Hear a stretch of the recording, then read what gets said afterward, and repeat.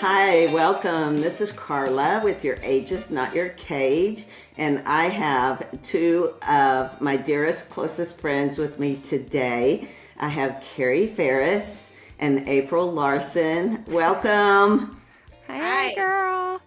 So good Now, to be here. Yeah, this is not going to be our normal average recording because Carrie and April and I are all good friends, and we like to just share and talk and kind of what we were talking about is quote unquote girl talk. And we just want to share honestly, openly, candidly, vulnerably, just things that we feel like women want to talk about and want to hear.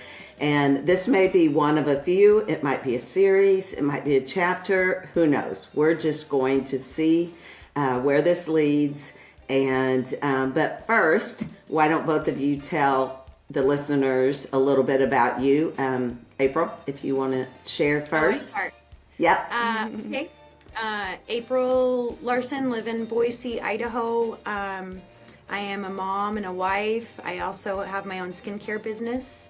And I'm kind of entering into that stage in my life where I was a full-time stay-at-home mom for the entirety of the last 20-something years of my kids' lives. And, you know, I'm navigating these waters, this territory of trying to figure out what's next, you know, in this next chapter of my life. So that's me. Carrie? Hi, I'm Carrie, and I'm a wife and a mom of 5 kids. And I work. I have a podcast. I'm a voiceover artist, and I live in Texas, right next to Carla. I get to see her a lot more than I get to see April, but It's unfair. yeah, it is unfair. It is. So April used to live here, and she moved away, what, 8 years ago? Can you guys believe that? No. We're Been that long?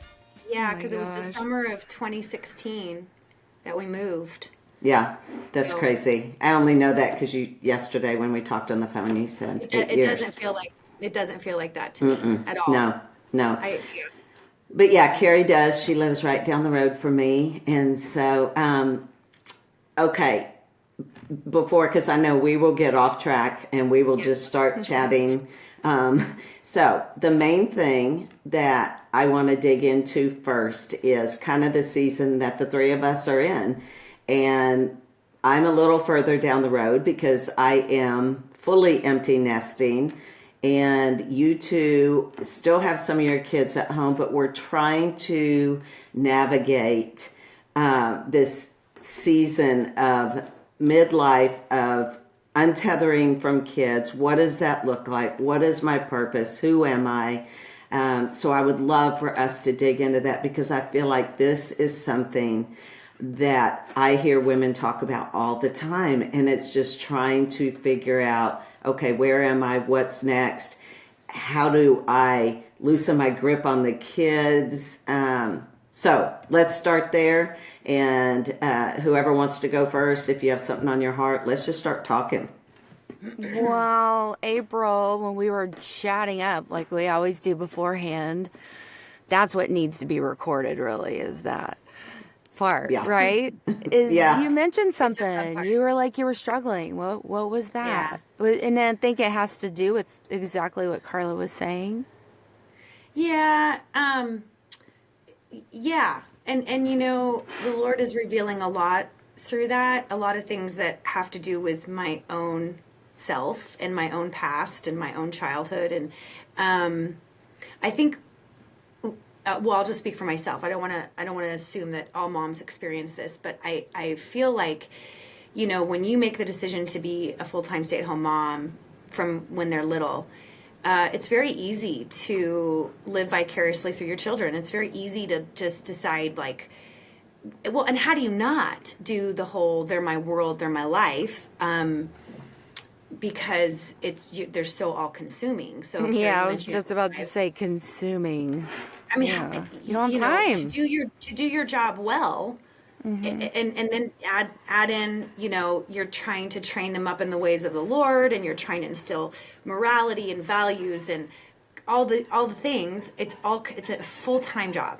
you know. I remember when they were little praying because I'd felt that I kind of had missed an opportunity when I had graduated from college. I didn't even graduate from college. When I stopped attending college, I had felt that I missed an opportunity to go into ministry, where I was going to go and minister in orphanages across, you know, I was going to join a team. And I went down a different path, and I remember just lamenting before the Lord, like, I've missed my calling. I've missed this opportunity. And at that point I had, I think Amelia, my youngest, was like 2, and, you know, so what, a 2 to 15, something like that. And he clearly said to me, he goes, why would you assume or think that your children are any less important to me, or are any less of a mission field than the children that are across another part of the country? And so, you know, when he spoke that over me, I took it seriously, and I was like, and I think both you have as well as moms, and it's like you pour yourself into this role. And so I think that now, as I'm coming through that, and they're here, but like, yeah, you said untethering, Carla, and it's like, how do I do this well as they're getting older, and separating myself when I don't even know. I mean, you guys, there's times where I'm like, I don't even know if I know myself. I've been so disengaged from her for so long, what she loves, what she's interested in, where she wants to go for fun, what does she want to go get for food, what does she like to do on spare time, what about when she's alone? God forbid you be alone. I don't know what I would do with myself, you know, and there have been times, and it's almost been a fearful moment when you're in that moment of complete aloneness and nobody needs you, that you're like, what do I, you know, and so it's this self-discovery, but it's almost like, where do I even begin? It's such just a mixture of feelings. Like, it really is. Freedom, excitement, to mourning the time that's gone. Like, I look at my youngest, he's 10, and yesterday he was trying to walk. Yesterday. And then you think, oh my gosh, that's my youngest.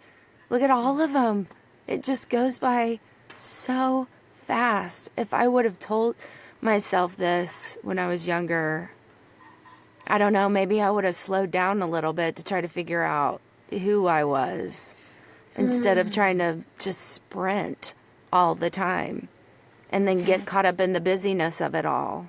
But don't you feel, I mean, I feel like I was told that. And I feel like I hear those words come out of my mouth to my friends that have little ones. But I don't think you truly grasp it, just like everything else. When you get married, you can't really truly grasp what marriage is going to be like until you're married.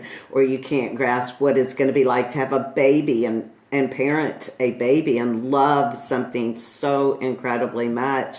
It's hard to explain that. Mm-hmm. So when others would tell me, other moms ahead of me would say, you know, enjoy it while you can, slow down. You're thinking, yeah. Well, I mean, I am okay.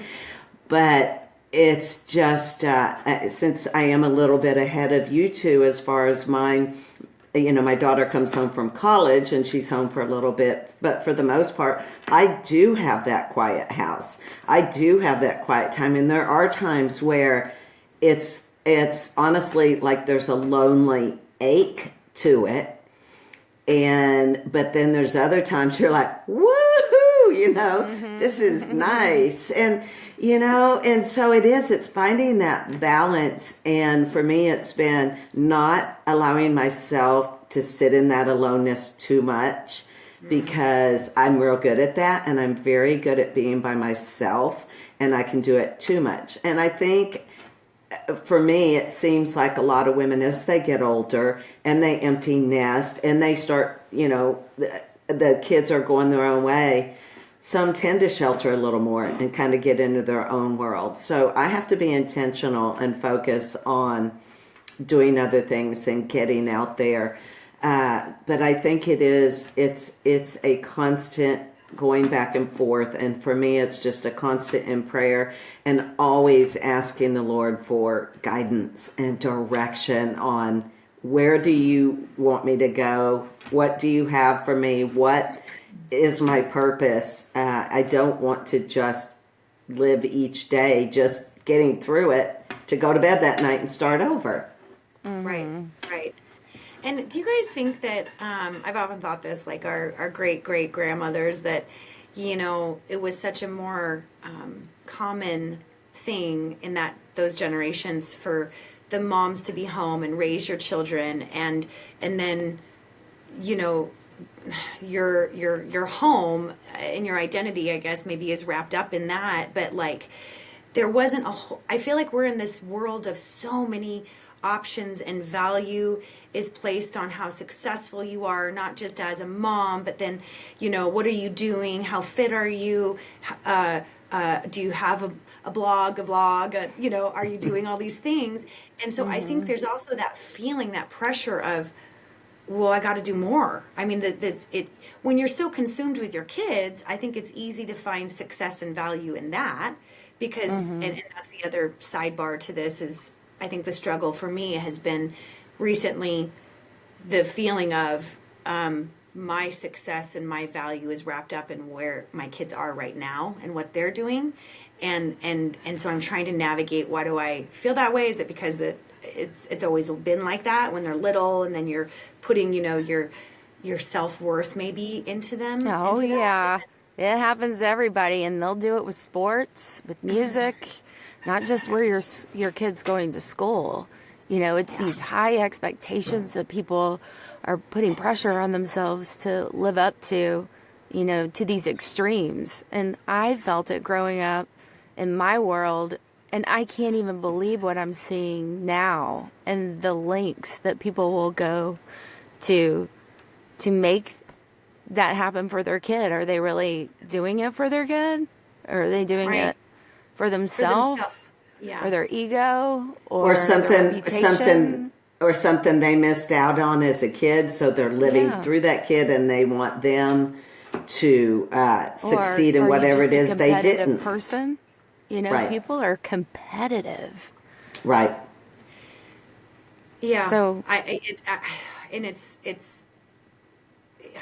so hard, because when you're the one, it's like you've invested all these years in raising these little humans to be these amazing people that they're going to be, and then how do you not do that though, right? Like, how do you not sit there and go, look at my end product, look at what I did. Yeah. But one of the things the Lord shared with me this morning, that I just thought was so powerful. I should just go get my journal and read it to you guys, because, he was basically saying that his success, or what he finds successful and valuable and worthy or of worth, is not what the world, and not what we, even as Christians, put value in, and that I look to, are they in college? Are they working? Are they, and my kids have never showed interest in team sports. I kind of wish I could go back. I mean, Carrie, you and I have talked about this. I wish I could go back and maybe force that a little bit, because I think that the transitions of us moving so much from Seattle to Texas to here, if they would have had something consistent like that they would have been involved in, then it could have helped out with the community and friendship aspect that I feel like is not there right now in their lives, and they're trying to figure out how to find community and friendship, so I think for that aspect that would have been helpful, sorry, I just drew blank on where I was going with that, but they've never been big into team sports, and I think so like when you were saying putting the value in what they're doing, I see this that we base the success of like how good our kids are doing around some of those things, and then when they've stopped, or I don't know, they're out of the house or whatever, it's like, where is that value? Or if it didn't turn out the way, and that's the thing I think I'm struggling with right now, is that I feel like, and I had to wait a second for one of them to be out of the kitchen to say this, but I think that there is a part of me that feels disappointed that they're not living out what my expectation or what I thought. Is it your expectation, or because we can have that, or is it what you see in them that you know they can be pushed to something a little, their greatness, they have full potential. You have one life, and I could easily choose to live to my lowest potential, or I can choose to live to my highest potential. But that's for me to choose, right? Not for my mom to tell me that. But maybe you're feeling that you see so much greatness that isn't being utilized. Is that what it is? I mean, I think Because your expectations have not always been this, you got to be a quarterback on the football team, you got to make straight A's, you got to speak in tongues better than, I mean, you've never been that way with your kids, and you've helped evolve what they love to do. So right.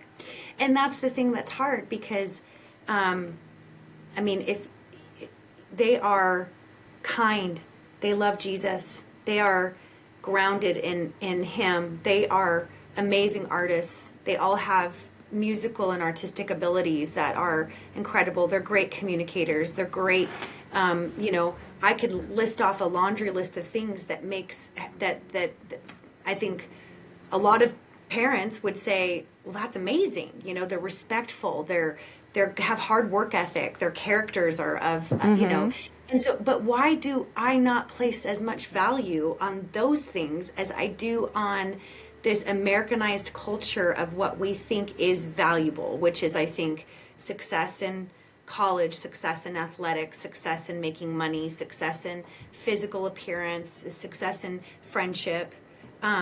because we're basing our whole society on the ego and not on the spirit. Right. That's why. Right. And because that you are trying to live up to the world's expectations of what you think the world thinks is acceptable, and that looks at you. Do you know what I mean? But that's not. Yeah. That's just our ego. How do you separate that? How do you stand in that resolve and be confident in it? Because it's hard. I mean, a couple thoughts I had as you were talking, and I'm sure this ran through your minds too, is comparison is the thief of joy. I mean, we know that. We know it. We know it, but yet the comparing is so hard to not do. And all the things that you listed about your kids are exactly what anyone would want their child to be like, right? And it made me think of when you're asking and questioning, what is my purpose? What is my will now? Your will for me. What is my identity now as my kids are getting older? It's going back to those true goals and desires of what's important to you. And it's like we've talked about before, it's making an impact on others. It's leading others to Christ. It's helping women to rise up and to be empowered and equipped and to know who they are. And so it makes me think of that even in light of your kids. It's the same with you when you're trying to figure out what direction you're going and what you're doing. I think it's listing those character traits out. It's journaling, it's writing those down, and it's seeing how many areas that they could thrive and do so amazing in. And the same for you. It's finding those things that are a part of you and that will cause you to just go after it with everything you've got and have such a passion in it. And it's how I feel about helping women. It's how I love podcasting and talking to women. And the main reason is, well, I love to talk, and I love women, but it's because I want other women to feel from people like you and everyday conversations like the three of us have, that you can go out there and do anything. You haven't lost your identity. It's just buried a little bit, and it's finding that again and really seeking that out. Okay, so how did you find that then? Because you are sitting in that empty nester spot. Yeah, right now. That's where you're sitting. Like, did you feel it coming when, Jake was about to graduate and Mary Grace was about to leave? Yeah, I think, and I don't think we meant, I don't think we mentioned, so my kids are 20 and 23. My 20, almost 23, is 3-year-old is married. And so when Jake, the first one to go off to college, it was pre him going, I started doing my health coaching certification and started kind of looking at stuff for myself. I've always done a few things here and there, but really started thinking, okay, what's next for me? And I toyed with different ideas, and then I would put that away, and I would come back to it, and I'd put it away, and then I would go on to something else, some other distraction, and then always felt like the Lord redirected me back to doing something in this whole arena.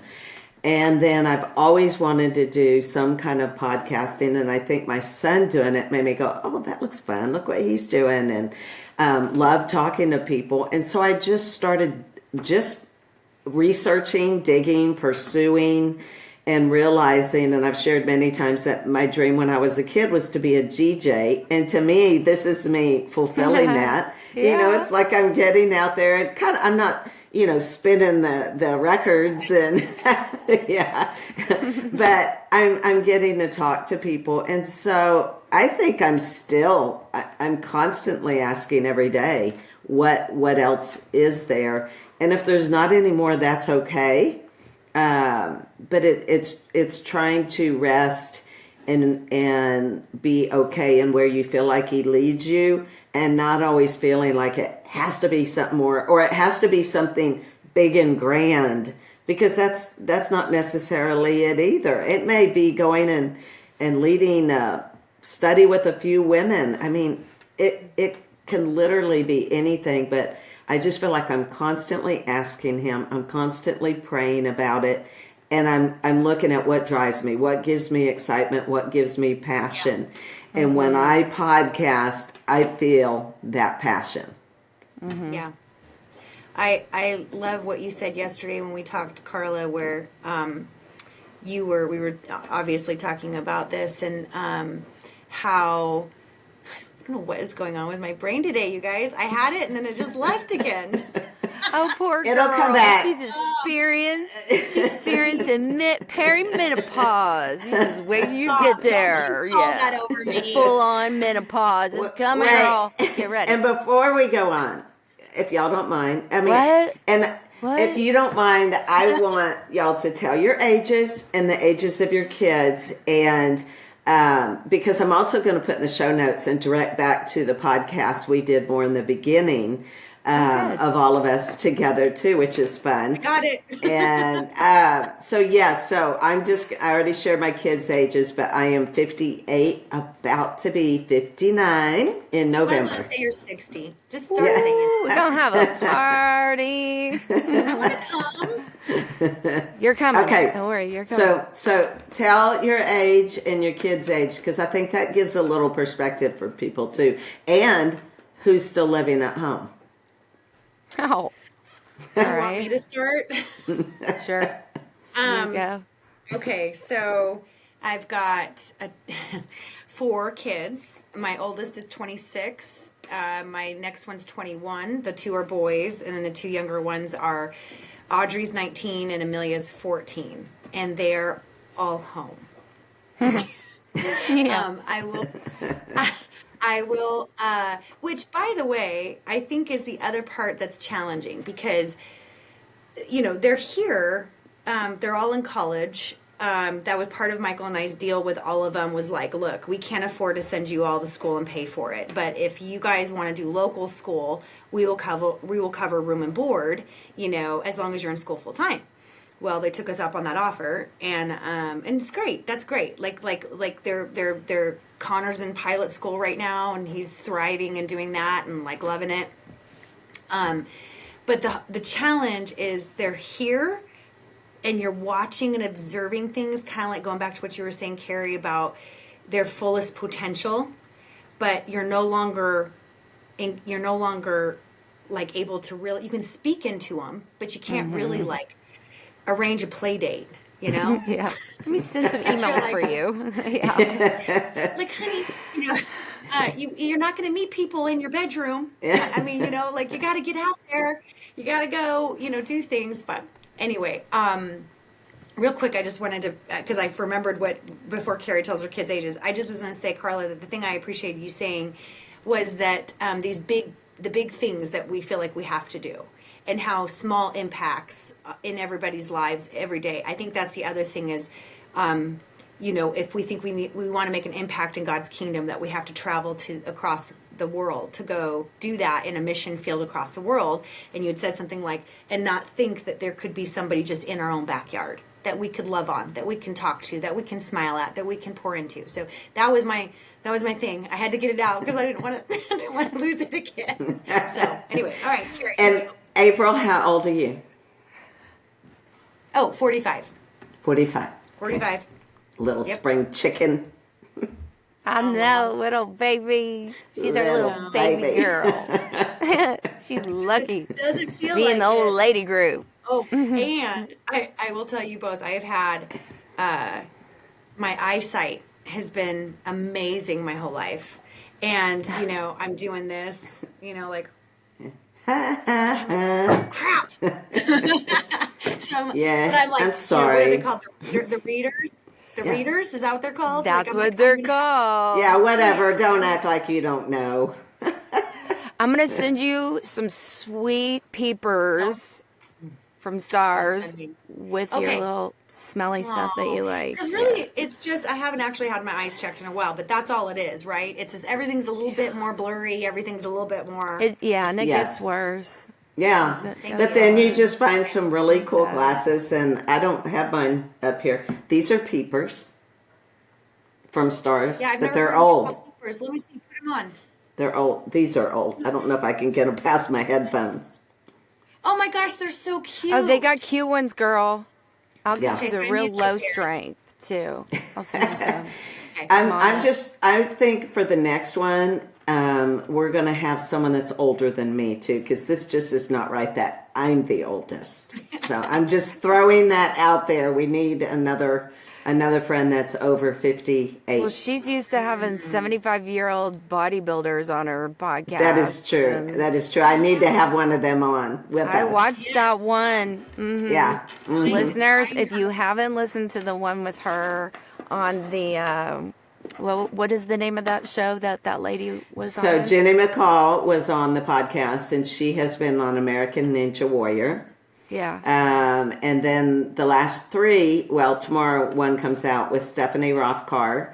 And then Tama Smith was prior to her, and before that was Jenny McCall. All three are competition bikini bodybuilders. And And they're it's how old? Stephanie is 50. Tama is about to be 63 on Friday. And Jenny McCall is 66. And if you listen to those podcasts, you will be beyond inspired, because most of them did not start doing anything till later. And they're not saying you have to be a bodybuilder. They're just saying, look at what you can do with your life and with your passions. And I mean, they just make you go, wow.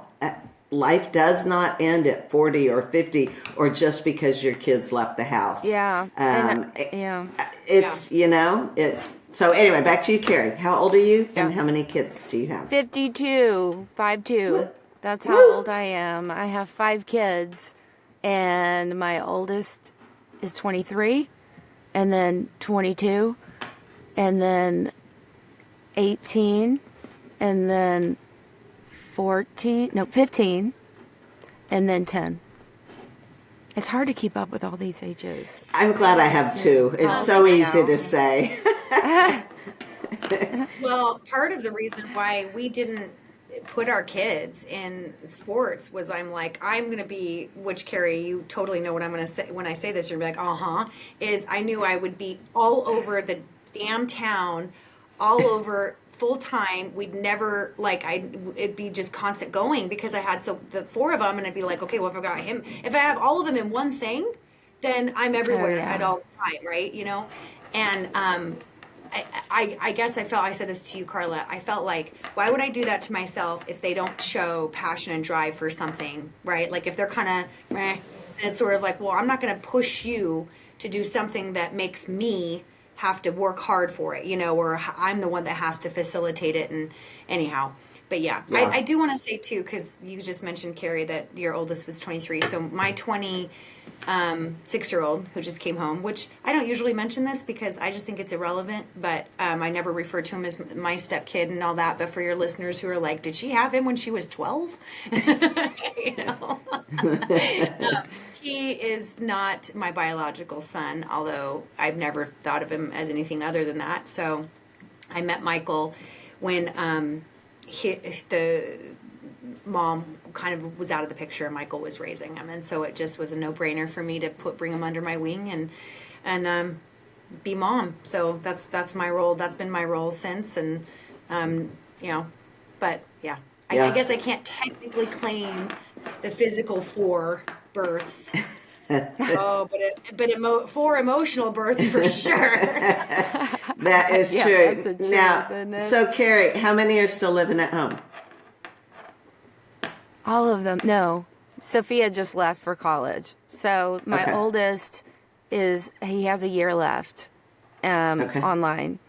And then my second oldest graduated, and then she moved back home, and that's a whole nother journey that you and I have been talking about, is dealing with a child who is now then trying to find their spot. They did everything we did everything you told us to do. We went to school, we graduated from college, we got the degree. Now what am I supposed to do? Swim team, amazing athlete. Yeah, they're trying to parent her, right? Be there.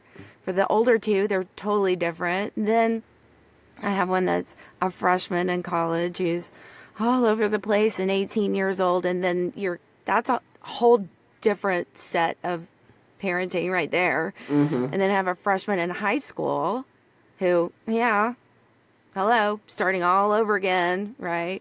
And then Major, who is still in that elementary school age, and this is what I'm going through right now. So, Carly, you're the empty nester, and then, April's got her set that, but with having that 5th kid, one thing that I've realized about me is that I love being a mom. I do. I love being a kid with my kids. Mm-hmm. I love playing. I love getting dirty. I love sports. I love throwing the balls. I love jumping on the trampolines. I love walking out to a 3-year-old, and anything you say and anything you do. You see this right here? That's awesome. I know. What are we going to do with it? I don't have that anymore.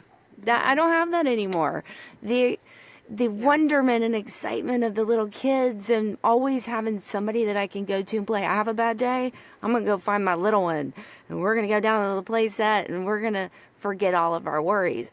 I didn't realize how hard that has been for me. And I'm going to be honest with you too. It's a little easier to let go of the older ones. Mm-hmm. Mm-hmm. When you've got what I'm saying? For me, just because there's just been so much in our lives, and you want to see them progress and go, and it's good. But the emotional, is my little, they're not those same people anymore. I mourn that. I look at my phone, look at that. That's Sophia and Izzy. And that was yesterday. That was 10 years ago. Right. It was 10 years ago. And I'm like, those little precious things aren't those little people anymore. And that's what I'm having a hard time with, is letting go of that. And I know they need to grow up, but that's been emotional for me. Yeah. Well, talk about, Carrie, for you then, because you are doing other things. Not only do you have a full house, but you also have been pursuing some passions and some things that you love to do. So for you, kind of share what those things are, and, how you have been navigating that with kind of letting go of kids a little bit, but pursuing what you want, but yet still having to be over here, but wanting to be over here. And I know April and I talked a little bit about, do you get the guilt of, I shouldn't do this yet, my kids are still home, I don't want to have the guilt of, wanting to do my own thing. So, kind of talk about that a little bit. Yeah. Well, I've always had a job, You know, I have a college degree. I was in radio. I worked for some big companies for a little bit. And then once I had kids, for me, I had to stay home. I had to. I wanted to be there every second and not miss anything, but still kept just teaching at gyms or whatever, you know, and taking them with me, not really for a very long time. I knew that I was going to have to get a job once Isabel was in school. Isabel's my number 4. So that was the plan. I was going to get a full-time job. Had no idea what it was going to be, but that's what I was going to do. And then I got pregnant with Major at 42 years old. Like, you want to talk about, I cried for 2 days. I joke with people and I say, you know, we'll talk about that 5th kid, you know, whatever. I say, yeah, you know, when I found out, I cried for 2 days. And then I cried for 2 days because I cried for 2 days. I cried for 2 days because I was like, oh my gosh, like, I have to start all over. I'm not going to I'm just being real with y'all. This is not what I tell people on the streets, just you two, is I was ready to start. I'm a worker. I want to do something. I'm ready to do this and make some money and be a contributor and provide enough for my family that we can go do some extra things, you know? And so then I got pregnant with Major and I literally cried selfishly. And then I cried 2 more days because I felt so terrible that there are people that want to have children. And I was taking that for granted. I did. And I feel bad for that. And I look at him, I'm like, I can't live without him, you know, ever. He's so but sweet. But then I had to come back and go, okay, I'm going to have to wait. I'm going to have to wait because I'm not missing his baby years and all that. And then once he did get old enough and it was time for him to get into school and start, that's when I started looking into what I liked. But I like a lot of different things. I can pick one thing, but I needed direction from the Lord, you know? So I just went deep in prayer and writing, like, how does this make sense from what you had me desire when I was young? To have me do all these years with fitness and health and using my voice and really unfolded in my journal. And it's such a long story, but really unfolded in my journal, listening to the Lord and stop listening to my ego and stop trying to control where my life was going because I think I know best, was really sit down, be quiet, and let things unfold how they're supposed to unfold and stop trying to control everything. And I did, and be still and let it take its course because I'm a very impatient person. I'm just like everybody else. I want it right now, you know? And I heard voiceover. I wrote voiceover. What's that? Use your voice. What? Use my voice for what?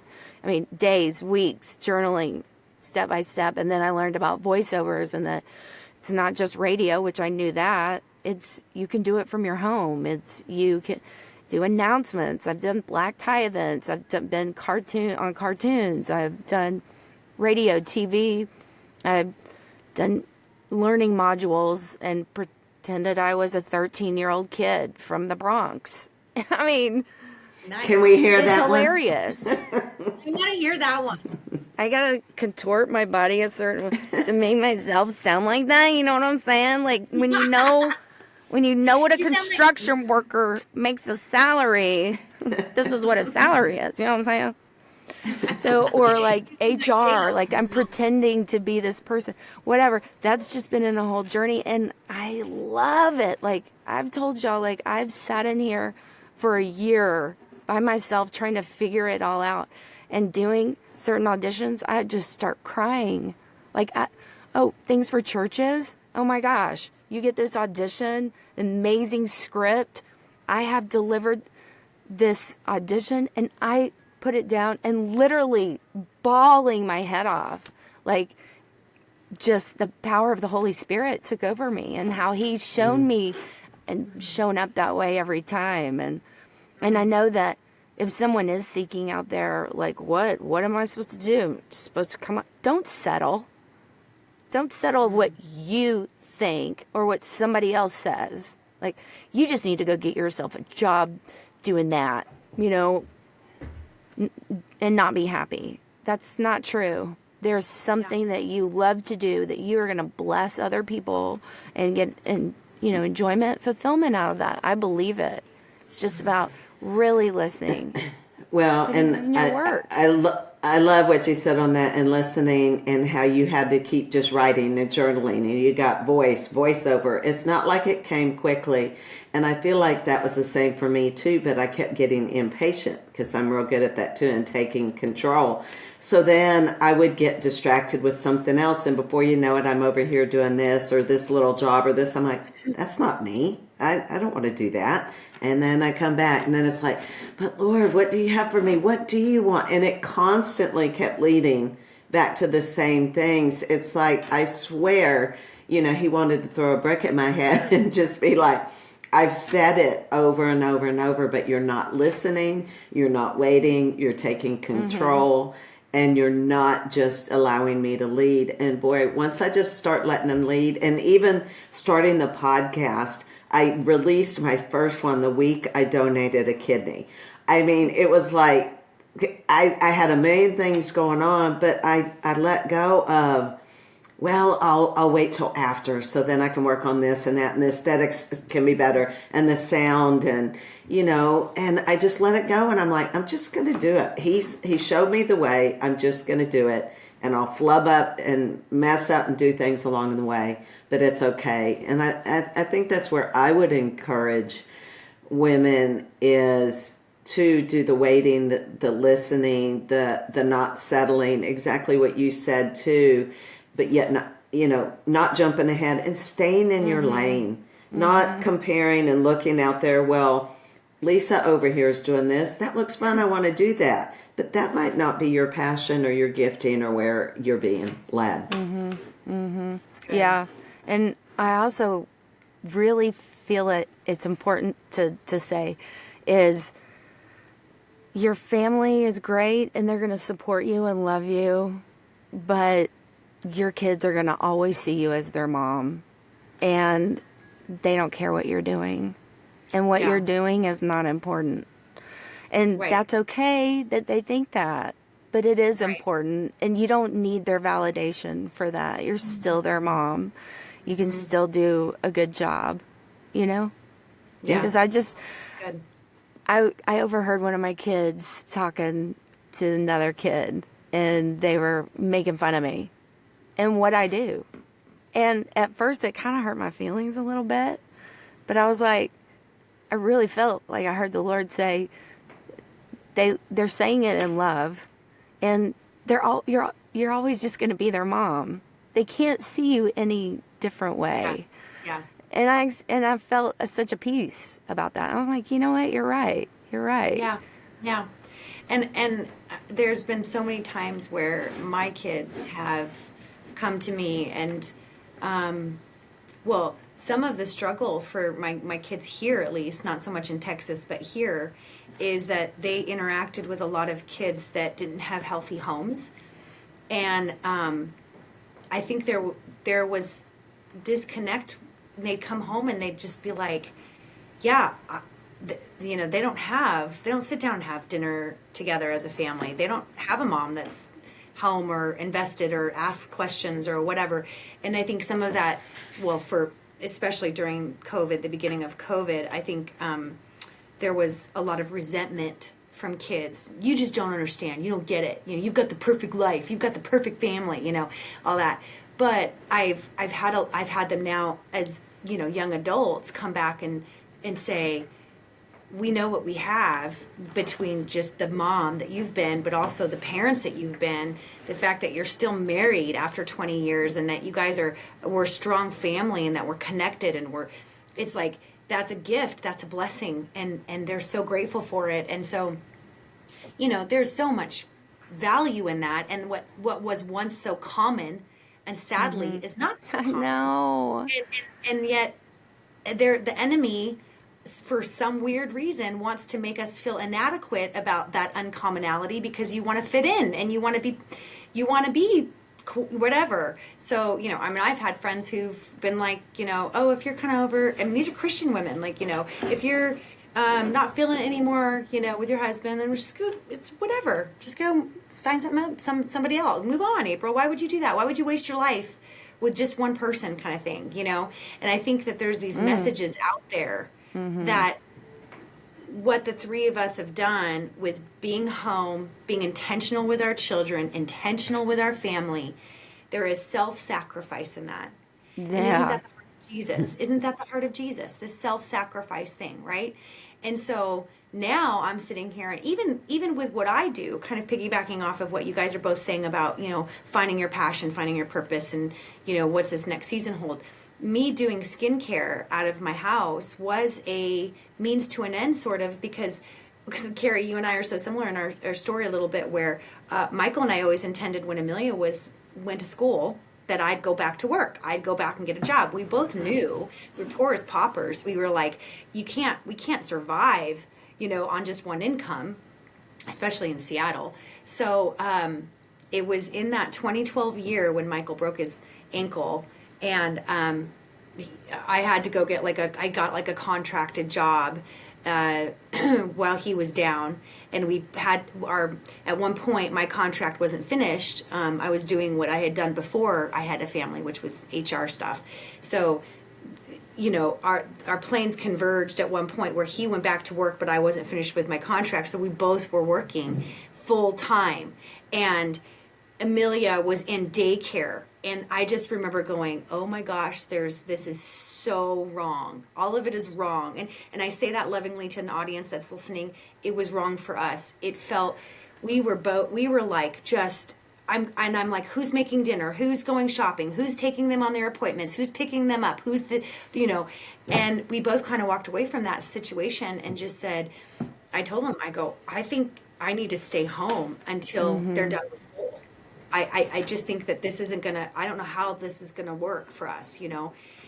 So at that point we were like, well, what could I do from home? What can I do from home that will keep me home, keep me present, but also maybe make some money? And so this was it was like real estate or this. And, you know, that's the other one that's been coming at me, by the way, constantly for the last several years, is you should be a realtor. You should be a realtor. You should be a realtor. I just had a friend of mine, she's a broker locally, and she's like, hey, go get your real estate license and come work for me. You'd be great, you know? So that's one I'm praying over. But anyway, the skincare thing was not like this is my passion. This is what I'm supposed to do. And there even came a point, I think, Carrie, I might have shared it with you. I don't know if I shared it with you, Carla, where just with my own struggle in the beauty industry and my identity wrapped up in the beauty industry, of asking the Lord, should I even be doing this? Because it feels like I'm supporting an industry that is so hyper focused on beauty and superficiality, you know, and he shared with me, what other opportunity right now can you get where you get to interact with women on a daily basis, put your hands on them, pray over them, love on them, care for them, make them feel beautiful, make them feel valuable. And so, you know, it shifted, and I tried to always honor that, you know, what I heard from him. But I sit here and I think, and that's been the other struggle, is I'm like, do I stay doing this, or do I go find something different? It's just not. It's so perfect for you, though. I mean, I'm going to make you keep doing it, so when I come see you, keep giving me facials, but... Yeah. I mean, people are coming to your house to give you money so you can massage your face and pour into them, and they love you, and you're so good at what you do. You are, and you do have such a passion about it. I love it. Well, Carla, going back with Carla, I mean, you guys know I'm a talker. In fact, I was telling Carla, Carrie, yesterday that I went out. I have a Boise Christie. That is like so much like Texas Christie for me. And, no way.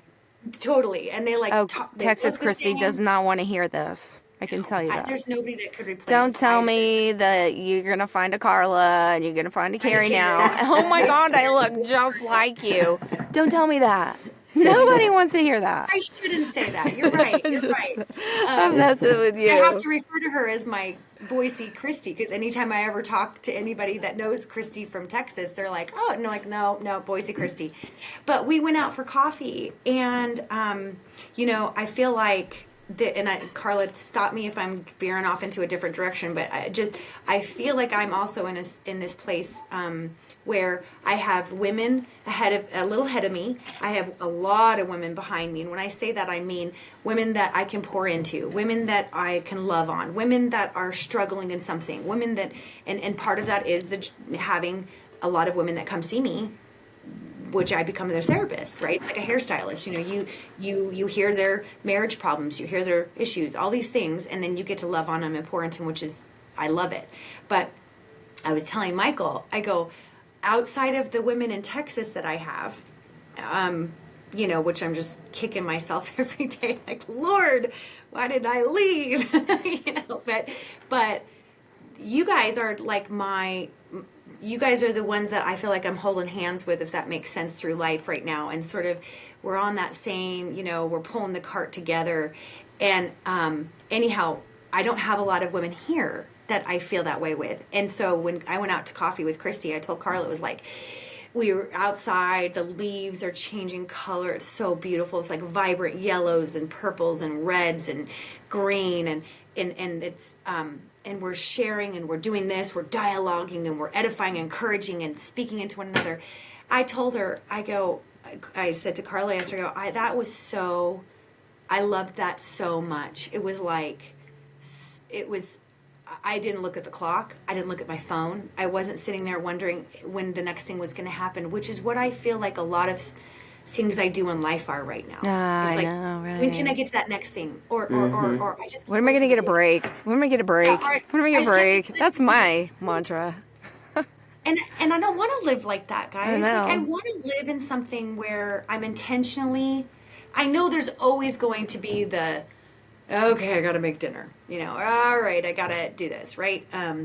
Working out, whatever. You got to do the thing because the thing is good for you, and you're like, all right, I want to do it. But I want more of my day and more of my life to be spent. And I think that's what it was. That's what I said to Carla. I really do think loving on, encouraging, having dialogue with women like this, that is what I love. That is what I'm passionate about. And, when you're sitting there rubbing on someone's face or helping them with skin, last thing they want is for you to like be chewing their ear off about, whatever. It's like they want to relax and they want to sit there and let you just shut up or well, whatever. It's a one-way street. They're not pouring into you. You need to be poured into too. And yeah, right. That's funny because I was thinking, if you're my lady doing my facials, I really want you to kind of be quiet and let me just chill. And if I want to talk to you and share my stories, I'll share my stories. Yeah, but when I need the therapist, I'll let you know.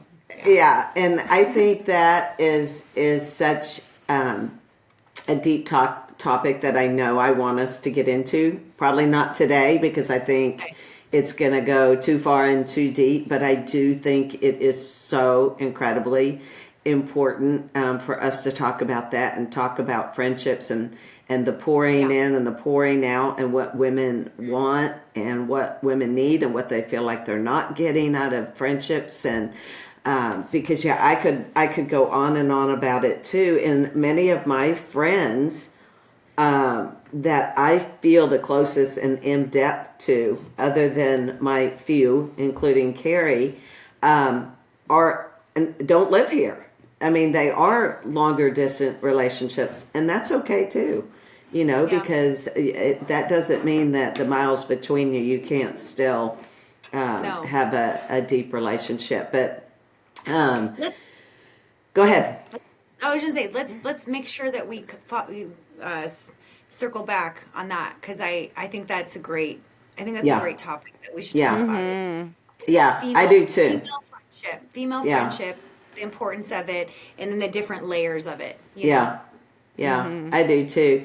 I think right now I would love both of you maybe to give, if you have any ideas, suggestions for women that are listening, that are taking what we've said and going, okay, but what do I do with all that? Like, what now? And I'm going to kick it off by saying, if you're still in the phase of not quite empty nesting, you're getting close. If you're in that phase or whatever, start thinking about it now, and take a deep look inside and go and ask yourself, am I in tune with my husband? Do I know my husband? Am I connected to my husband? Is everything that I feel like I am tied up only in my kids? What do I have outside of that? And almost who am I? Who is this man in my life? Is he someone, once my kids are out the door, that I'm going to be excited to be doing life with? And really just putting that to prayer and waiting and writing and being still and walking and talking with the Lord, and just dig in and really think about what excites me. What would be so cool if I could do it? If you have that option to think about, if it's not a money thing where I have to go do this, it's more of a, what could I go do? That is kind of where I would say to go with it, not to wait until the kids leave, and all of a sudden you're sitting in that house going, now what? This popped into my head just a minute ago when you were saying that. It's a good analogy what I told my kids that did sports in college, because their whole identity, no matter what I say, is that they jump on it, love it, embrace it, and life is always going to be that way. No, it's not. You're going to graduate. You are never going to do that sport again, probably. At least for sure, and not at that level. So starting as a freshman, when they're saying, I want to do this, and I'm seeing that, I'm like, okay, well, just know this is what's going to happen. There is a time when there's an ending point to that. You need to mentally, emotionally, spiritually prepare yourself that you're going to leave that institution and you're going to be sitting somewhere going, who am I? Because you didn't do the work and you only held on to that. It's the same thing. Are you only holding on that my identity is my kids? If you can see, which you can, they're going to leave home eventually, right? Then you have that time to dabble in things. Try art, try needlework, try traveling with friends, try anything, hobby that you can, to see what lights you up. Maybe you like this, but what lights you, like excites you on the inside? Well, I don't know, nothing. Okay, next. Let's find the next thing. And you will. Yeah. And when you find it, you'll know it. And then you ask yourself, how can I bless people with it? Can I make it, give it? Can I make it, sell it, and then donate my money? Can I do other kids, missions, anything? I mean, it's like somebody said the other day, give me one word and I can give you a question of how, like fire. How do you make fire? How do you start a fire? How does it work? Anything. Don't put limits on yourself. And now that we have computers and AI all over the place, every opportunity in the world, connected in the world, there's no excuses. There are none. And YouTube, well, I don't have the money. YouTube is free, and you can find how-tos to do anything on there. Yeah, that is so good. And I would say I've always put a label on myself, which I think take any labels off yourself too. But I would place labels on myself like, I'm not crafty. That is a true label. I am not. But I would always say, like, I'm not creative. Like my kids, their creativity did not come out until later. It's crazy.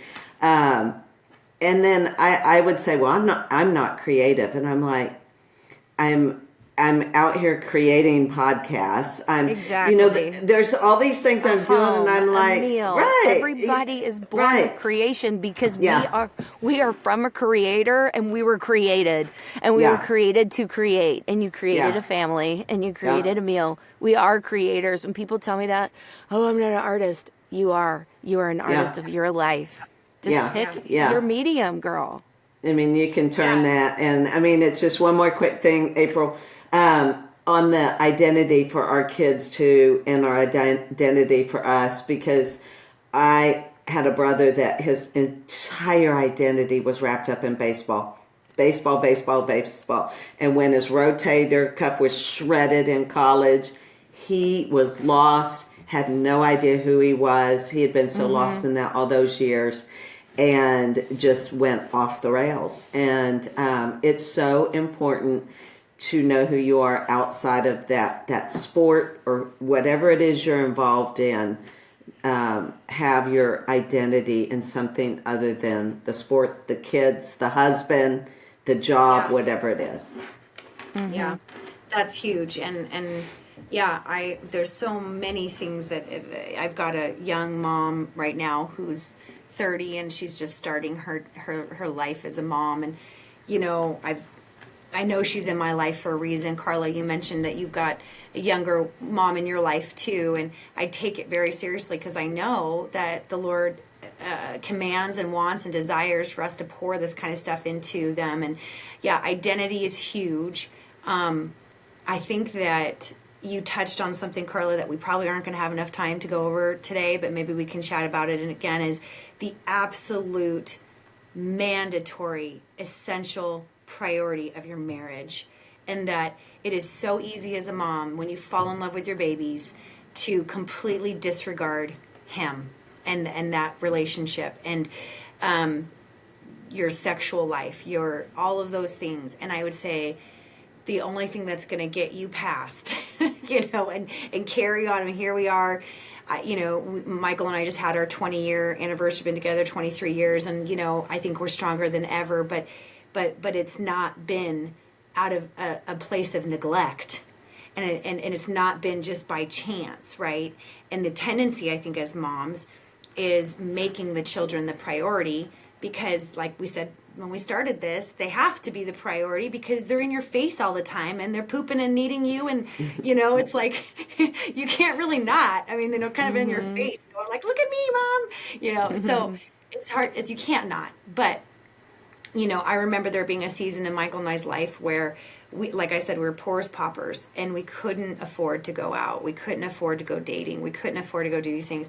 And I remember a friend of ours saying, then what you do is you put those babies to bed and you guys do intentional time together, whatever that is, play a game, you know, whatever it might be. Try to avoid the technology, try to avoid TV time. Maybe it's sitting down with a glass of wine and talking about your day, but you make it a priority to come together and talk and be together every day, you know, making your sex life a priority, even if you don't want to, that kind of stuff. Because I'll tell you what, if I was sitting in a place right now where I didn't enjoy my husband and I didn't know my husband, and then these kids now, then they leave, and I'm trying to find out my own identity, and then I look at him and I'm like, well, I don't even know who you are. I can forget about you. I'm still trying to figure me, you know. It's just a perfect recipe for, you know, the demise of a life and a marriage, and of course we all know it affects the kids, it affects everybody. So I think that's a topic that maybe we could go into another time, but you know, I would say that identity. I think we have to. That was our first initial intention, was to talk about that.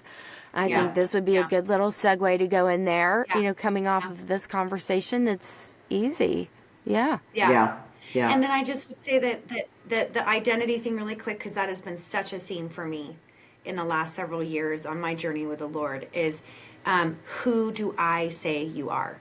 Not who does the world say you are, not who does the kids say you are, not who do, you know, the beauty standards or whatever. Who do I say you are, you know? And if I could have gone back maybe when they were a little bit littler and figured that out earlier on, you know, again, you're so consumed with them, so it's hard. But I would tell any woman today, find your identity in Christ and your fullness in him and that rest place in him, because so much now of some of the struggles I can clearly see all point back to, there you are again, April, you're putting your identity in that, you're putting your value in that, you're putting your, you know, and so the work is happening, the work is good, but it's like, man, I really wish I would have started working on this then, you know, does that make sense? Yeah. Yeah.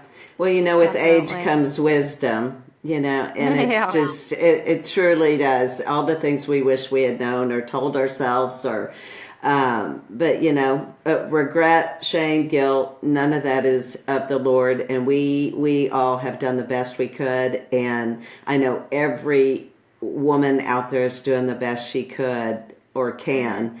And it's just, I just know that women want to feel like they're not alone in this, and they're not, because I talk to so many women that are dealing with this. So I think this conversation plus the following can be encouraging, and we just want to invite the listeners in to just be a part of this. And another thing I thought of maybe that we could do some time is almost a Q&A, where I'll get some questions to come in, and then we will answer those, because I think that's always great too, when you can answer questions that they're trying to put out there and find out. And I know, for sure. We're not professionals. We are not. We are just three friends that love to talk, and we love to share, and we love to be honest and have real conversations, and we love to help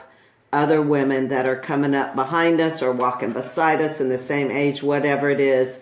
We just want to help women, like I said before, rise up, be empowered, have the tools to be equipped to do this Amen, life, sister. and do it well, and do it joyfully, because I will say at 58, I probably feel better, have more energy, and this will be another topic, but I probably have more sex than I did ever before. So,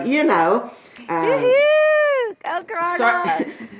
sorry, Jake, I know you're editing this. That but- might be I've heard rumors of that also being the menopause, some of the menopause stuff. Because I've heard that changes some things. Well, we'll have that combo Yeah. later, but yeah, because It's a during long- menopause, that's a long- menopause, no. Episode. Okay, after. Okay. Yeah, I'm beyond menopause, and the empty house helps.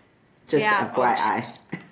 Girl, okay, yes, we will talk about that. I just want to add one more quick thing that the Spirit that I think is so important, that we all, as believers, faithful women of Christ, that we say to these listeners and women and moms that are listening is, I'll never forget God saying to me, I will never, ever respond from a place of fear in you, Yeah. because I don't partner with fear. Right. So as moms, as women, as we are navigating these new waters of motherhood, marriage, empty nesters, you name it, if there is anxiety and fear, you need to be taking down those strongholds in the name of Jesus. And then you need to ask God, what is it that you need to be for me right now, so that I can walk in this confidence and this boldness that you've called me to, because we are not filled with timidity. We are filled with the power of Jesus. And so we have that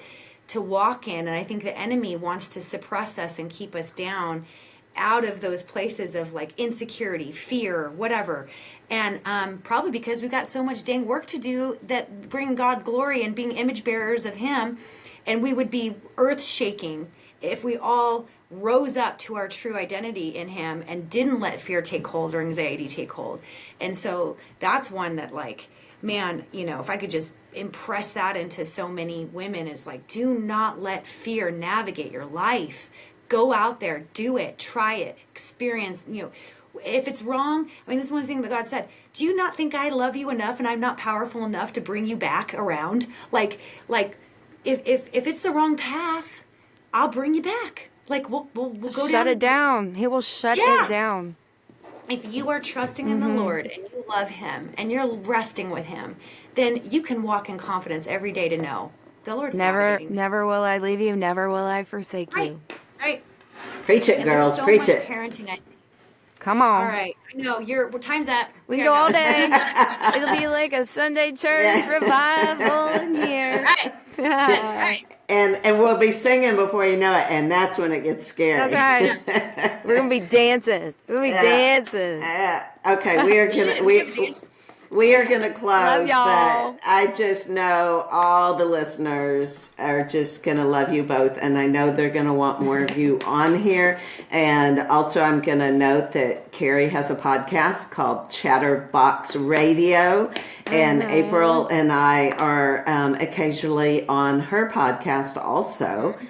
So I will put that in the show notes. But I just love you both so much. I love being Love able you, to girl. just chat. It doesn't matter if we're on a podcast or we're just chatting. We can, fun. nothing changes. It's the same conversation either way. So I just love you guys. Thank you. We will do Love this again. you. We will continue on down the road. Bye, Love you April. both. Bye, Okay. Carla. Love Bye. y'all. Love y'all.